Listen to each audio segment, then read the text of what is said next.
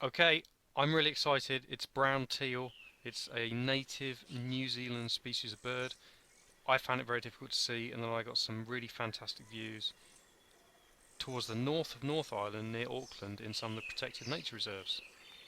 However, I do acknowledge this bird is brown, not terribly large, and it's just kind of moving around doing fairly low-key things. So this might not be your bucket. But I was very excited to see this pretty rare bird and get some good views of it.